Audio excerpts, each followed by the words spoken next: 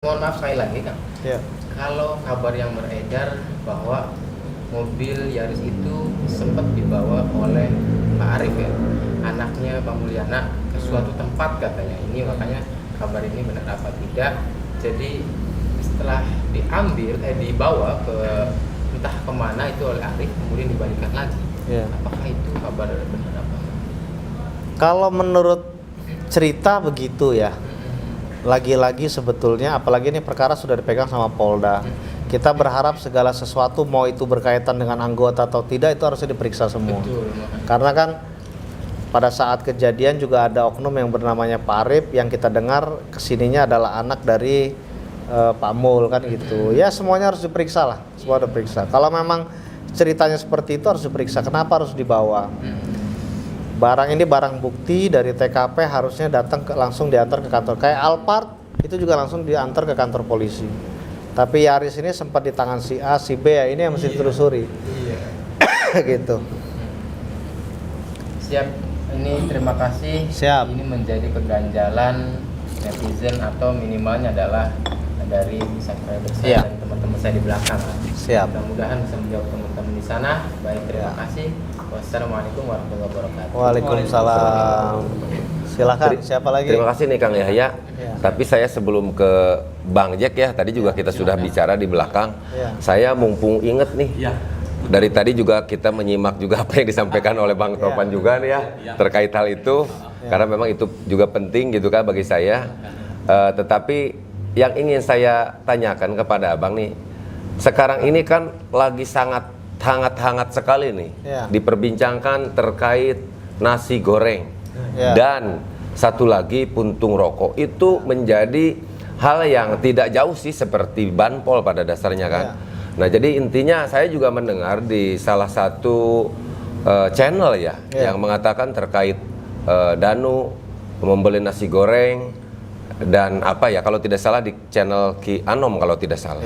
Dan saya juga memang belum melihat bahwa hal itu gitu kan diucapkan oleh mulut Danu sendiri, dalam hal ini kliennya Abang kan seperti itu. Nah, yang saya ingin tanyakan kan, mungkin Abang juga, saya juga yakin ya melihat juga channel-channel yang lain terkait kasus yang terjadi di Subang ini. Karena tadi juga sudah disampaikan, itu juga menjadi bahan apa namanya, melihat bagaimana analisa-analisa masyarakat, karena masyarakat sudah pintar seperti Abang ya kan. Betul. Nah, yang saya ingin tanyakan kepada Abang, terutama tentang nasi goreng dan puntung rokok itu tadi. Karena apa? Karena memang ini ya lagi ramai diperbincangkan. Jadi teman-teman kita itu takut ya, karena memang pernah ada wacana yang seperti itu, dan memang kan tidak tahu apa yang disampaikan oleh Danu ini juga selama didampingi oleh Abang Topan ini, apakah dimasukkan ke dalam BAP atau tidak. Nah, kalau sudah misalkan dimasukkan ke dalam BAP, otomatis kan memenuhi pro justisia ya, istilahnya sesuatu yang memang sudah benar kebenarannya, dan benar ataupun tidak benar tentang faktanya itu juga harus bisa dipertanggungjawabkan oleh Danu yang menyampaikan itu tadi. Nah, terkait dua hal ini mungkin sedikit bisa memberikan gambaran kepada kita semuanya. Ya, jadi masalah nasi goreng ya. Ini kan ada dua asumsi nih, nasi goreng di case-nya Danu atau nasi goreng di case-nya Pak Yosep ya. Sepanjang kita mendampingi Danu dalam pemeriksaan, apalagi terakhir yang tanggal 25 ya Nu ya, itu juga tidak ada bahasan tentang nasi goreng ya. Jadi kemungkinan bahasan nasi goreng itu pada pemeriksaan saksi-saksi lain kali ya. Kalau untuk nasi goreng di case-nya Danu tidak ada. Hanya masalah info tentang Danu masuk ke dalam Danu jam 3 pagi beli nasi goreng gitu ya. Nah, ini perlu kami luruskan bahwa hasil investigasi kami, pendekatan kami secara pengacara dan klien, kita sudah tanyakan Danu bahwa kejadian tersebut tidak benar. Teman-teman perlu pahami, kami ini menjadi kuasa hukumnya Danu setelah 7 kali BAP. Dan Danu ini selain 7 kali di BAP, dia juga lebih dari 11 kali dipanggil, diajak keluar oleh penyidik untuk diperiksa di luar dari kepolisian. Sehingga menurut kami sangat wajar ketika anak seusia Danu dan dengan psikologis seperti Danu mengalami peristiwa pemeriksaan yang luar biasa. gitu ya. Dan Danu orang awam kalau diperiksa di polisi apa yang ditanya dia jawab. Selanjutnya dia udah ketakutan, mules dan pusing karena ketakutan. Ketakutan itu bukan ketakutan salah. Ketakutan menghadapi penyidikan itu juga sudah luar biasa gitu. Jadi teman-teman perlu pahami, siapapun orang sehebat apapun kalau sudah masuk ke dalam ruang penyidikan itu pasti jiwanya berbeda gitu ya. Jadi itu menurut kami wajar. Sehingga banyak pernyataan atau jawaban Danu yang dinilai sering berubah-berubah.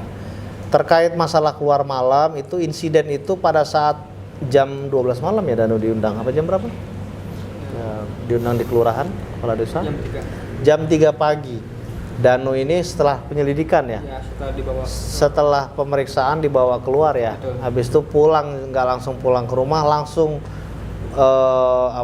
langsung lanjut dibawa Pak Kades ke kepala desa ya, ke kelurahan ya, gitu. Dan di situ sudah ada Pak Anom dan Pak Kades. Nah di situ lagi-lagi nih menurut pengakuan Danu ya, itu juga ada prosesi apa kita nggak paham sehingga dia agak pusing, agak apa. Seketika itu isu itu sudah mulai keluar. Nah itu yang kejadian itu. Habis itu mungkin ada wawancara dengan satu channel apa kan gitu. Tapi setelah kami tangani, kami tanya dengan sebenar-benarnya, ditanya dengan keluarga dan kami tanya orang tuanya, ternyata memang pada hari itu sebetulnya Danu sedang tidur, tidak ada keluar rumah gitu loh. Sehingga pada saat sudah di BAP didampingi oleh kita ya sudah mulai tertata. Danu juga berani membuka masalah banpol, seperti halnya Yoris berani membuka masalah kedatangan dia ke TKP tanggal 19 itu kan setelah kita dampingi gitu. Kalau sebelumnya mungkin karena orang awam kan, jadi yang ditanya yang dijawab itu aja gitu. Jadi gitu Kang Heri. Nah gini sedikit nih, tadi apa yang disampaikan oleh Bang Taupan bahwa didampingi Danu ini pada saat setelah 7 kali ada pemeriksaan ya. Dan itu pun katanya ada yang dibawa kemana dan seperti apa. Nah kita ingin tahu juga nih, mungkin sedikit Bang Taupan juga bisa menjelaskan ya. Saya yakin pihak kepolisian juga ingin segera mengungkap kasus yang terjadi di Jalan Cegak ini dengan profesionalisme yang dimilikinya. Intinya itu merupakan sesuatu yang luar biasa. Tapi yang ingin saya tanyakan, kalau dilihat dari sisi SOP ini, saya yakin segala sesuatu juga ya, apalagi yang namanya institusi kepolisian kan ada protapnya gitu loh. Tahapannya seperti ini. Nah untuk hal pemeriksaan yang dilakukan di luar kantor dinas itu tadi, sementara waktu itu sih memang kan Danu itu belum didampingi oleh kuasa hukum ya. Nah dari sisi aturan kira-kira seperti apa gambarannya tentang pemeriksaan yang dilakukan seperti itu? Ya sebenarnya hal ini kan karena memang kita belum mendampingi, sebetulnya tidak elok kalau saya paparkan secara detail di sini. Hanya satu lagi yang harus kita pahami bahwa penyidik juga punya strategi dan upaya bagaimana caranya mengungkap permasalahan ini.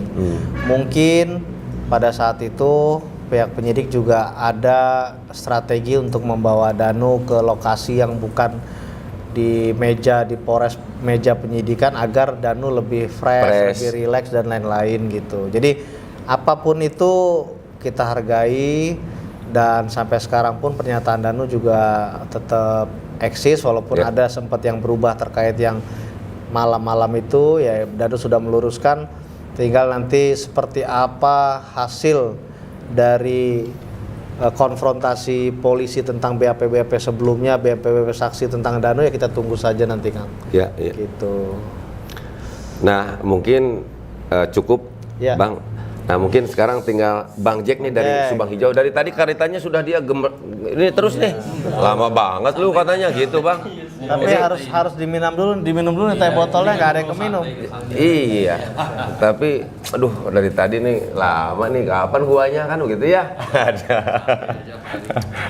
Silakan Bang Jack. Oke, assalamualaikum warahmatullahi wabarakatuh. Waalaikumsalam. Pada hari ini saya bisa bersilaturahmi sama tim kuasa hukum dari saudara Danu dan saudara Yoris ya. Biasanya melihat di media, akan tetapi sekarang jumpa dengan orangnya langsung kan. Alhamdulillah. Sekali seperti itu kan. Ternyata ganteng sekali kan seperti itu. Yang ingin aku tanyakan langsung saja ya seperti ini. bagaimana caranya itu, cara mengungkapkan atau cara mengungkap kasus ini, itu aja dulu satu. Cara mengungkapnya. Ya. Kan kita ini kan bukan polisi Bang Jack. Ya. Sehingga kami ini sebetulnya nggak ada kewajiban untuk bagaimana cara mengungkapkan. Ya. Tetapi pastinya sebagai kuasa hukum Danu dan Yoris, apalagi di sini juga klien kita ada salah satu dari korban, Ya. sehingga kami juga sudah menjalankan beberapa metode-metode investigasi dan lain-lain untuk memiliki satu skema atau motif atau kronologis itu versi kita. Ya. Jadi kami juga sudah, karena kan kami juga sempat mungkin Bang Jack melihat YouTube-nya Kang Heri, kami investigasi ke bawah, kita temui semua saksi-saksi sampai saksi yang pada saat kejadian jam 6.14 itu ada melintas di lokasi, kita juga sudah periksa. Sehingga